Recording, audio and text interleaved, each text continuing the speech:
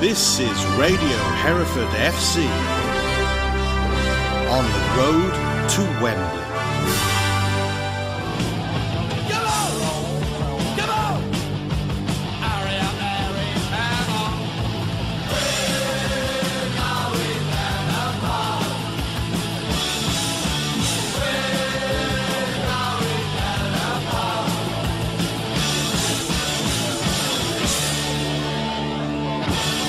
Hello again and welcome to We're Going Down the Pub with me, Frank Williams, and the ground guide guru, that is Mr. Simon Wright, yet again. Frank, I'd never know how to reply to these, so no, I never do. But that's the 54th time in succession I've used that introduction, and you still don't know how to reply I'm still to it. nonplussed, yeah. Well, look, we said that this season that we would cover all, we would give guides to all FA Cup and FA Trophy matches. Yeah, we regret it now, aren't we? We are.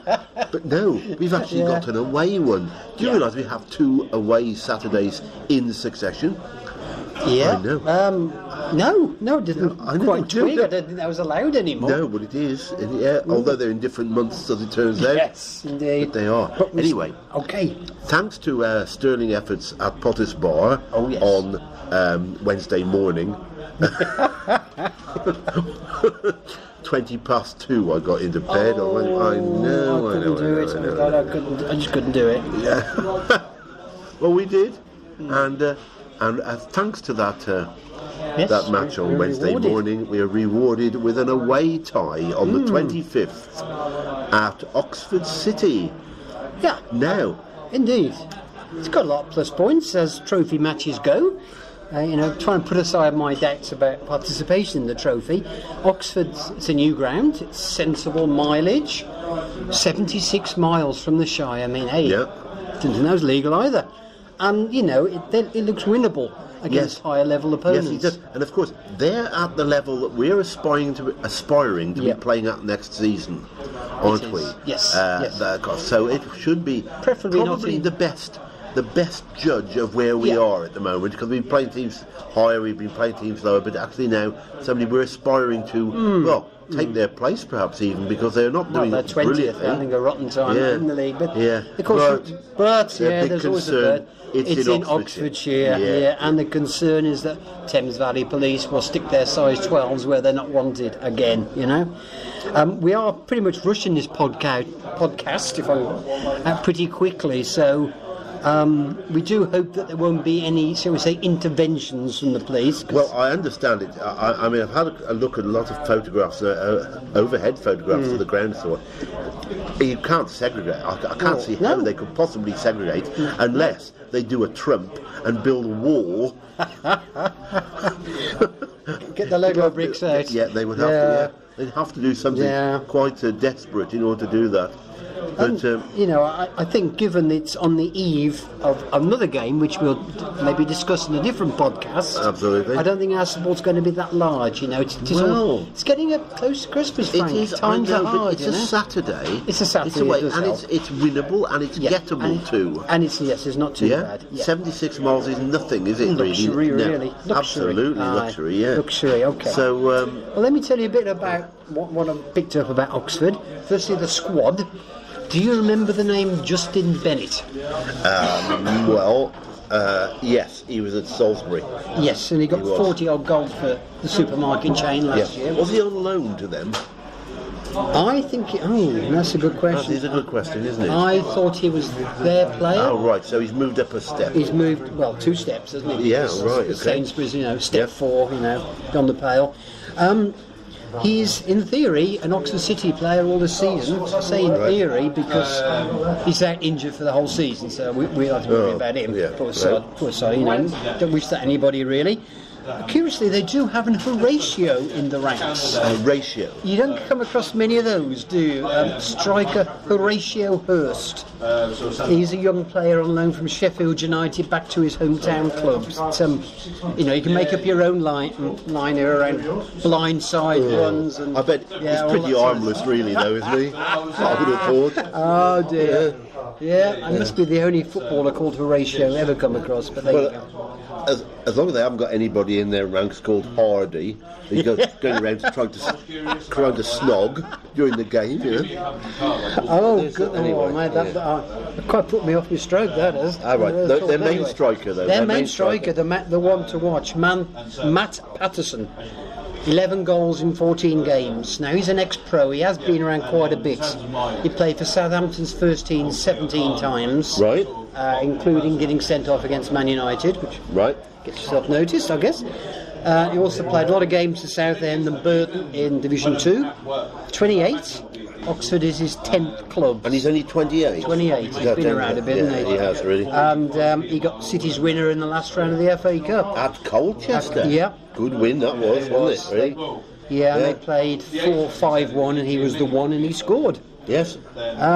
Thinking about the squad in broadest terms, of course, Pablo and the Beast are both former Oxford City players. Pablo and the Beast. It sounds like either a rock band on the heavy side of very heavy, or a particularly poor sort of, I would have thought, animated film. Would be quite good. Pablo and the Beast, Avatar. I would have thought something like that. Yeah. Kid's story, maybe. Yeah. Right. Pablo and the Beast. Well, I wouldn't call him beautiful, would you really? But yeah, he's good. He's good at what he does. Okay, the club then. A bit about the club. I mean, they are a reformed club in more ways than one, I suppose you might say.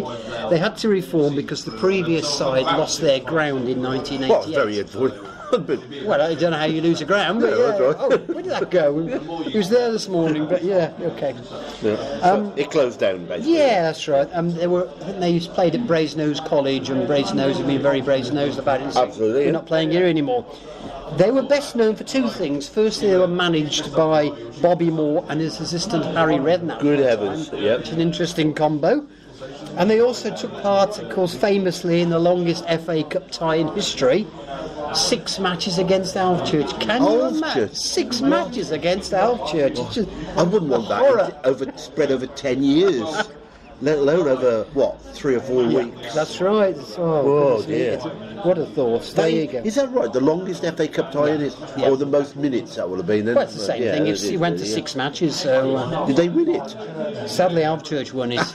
But they were so exhausted. On penalties? Probably, more or less. They were so exhausted they went out the next round straight heavily. Well, that's right, yeah.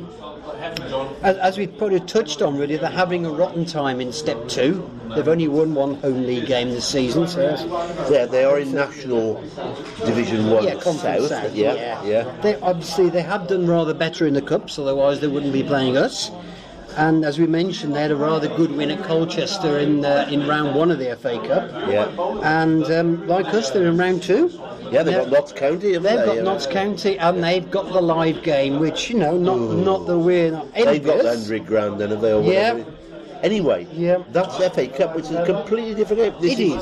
This is trophy. And from our point of view, it's got to be winnable, because in terms of our league position and their league position, there's only about, nine places between us. Yeah, exactly. So we would look upon this as probably winnable. More than winnable, And they're not a well-supported side. They average 250. And there's modest Welsh Premier League sides like Barla Town get more than that. So they're a community club. They've got more players than fans, literally. They've got 37 teams. It does look as though, we're not quite clear on this, looks like they have a 3G surface. They do, next door. Yeah. Well, we're not sure whether it's next door or whether it's actually the pitch. Because when you look at pictures of the first team home games on the website, you can see that telltale spurt of tyre rubber coming up. Yeah. Which last time I saw photographs of it, doesn't seem to have any stands or anything around it, unless they moved them from one pitch to the other. It's not clear, but there's a lot of sources suggest otherwise. So we need to check that one out. Okay. The ground itself. Yeah. Well, gosh. Capacity. Bare minimum 2,000, though they do have 600 seats. Well, now where did you get that from? Because when I looked this up, granted with Wikipedia, it said it's 3,500. 3,500 with 600 seats. When you look at Oxford City Nomads, who share the ground, it says 2,000 on Wikipedia, so they've got to make them. Perhaps they use the other pitch. Absolutely. Yeah, Oxford themselves say 2,000, and there isn't a lot there really. Yeah. They've got, fortunately, the seats. The main seated area's got a line of pillars. Right, that will please Greg. And a low roof, just to make it really interesting. They've got covered terracing opposite, and at one end they've also got loads of pillars as well. Right. There's one new stand on the corner of the ground that doesn't appear to have any pillars, so that may be the best bet. Hot news from Justin Radcliffe, well-known Hereford supporter. He was there in November, and he says the egg and bacon rolls are really, really good. So there, let's look out for those. They might have gone a bit off since then. Yeah, well, I'll look at the best before dates when we get there, just to check. Yeah. Right. Yeah. Okay, I might love that.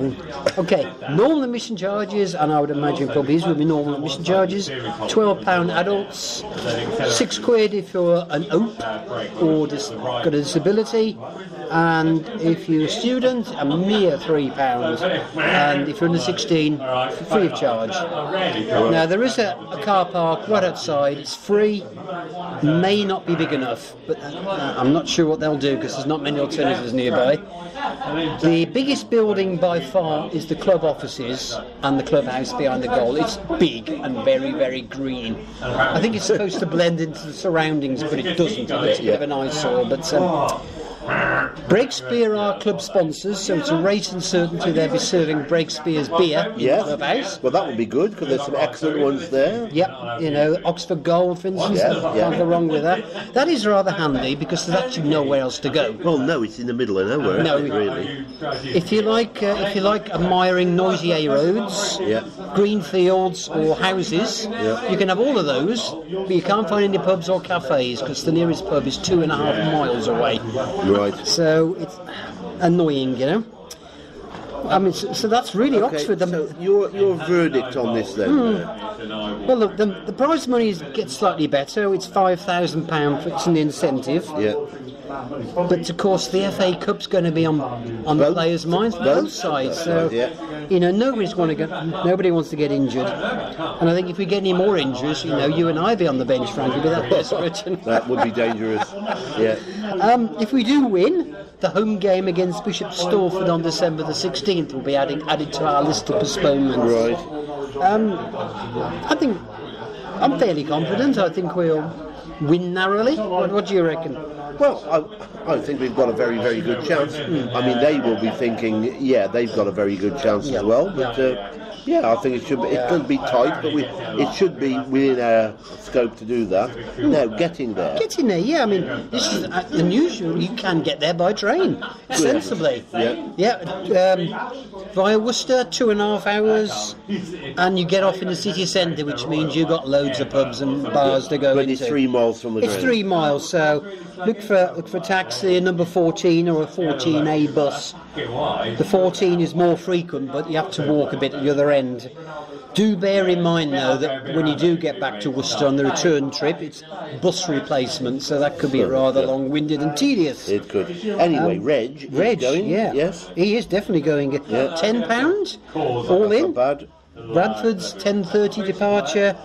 One coach nearly full, so if you go in, make up your mind and tell Reg on his Facebook page. Exactly, Hereford. That's great. That's quite a hurried, but we hope informative guide to our next FA Trophy opponents, Oxford City.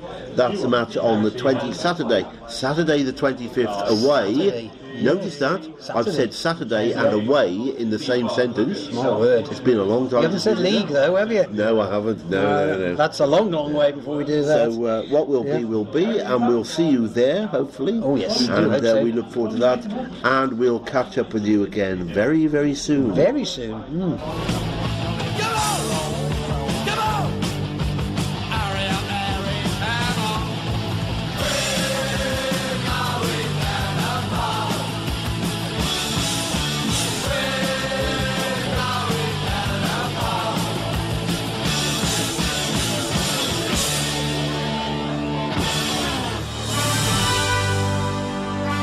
listening to Radio Hereford FC on the road to Wembley.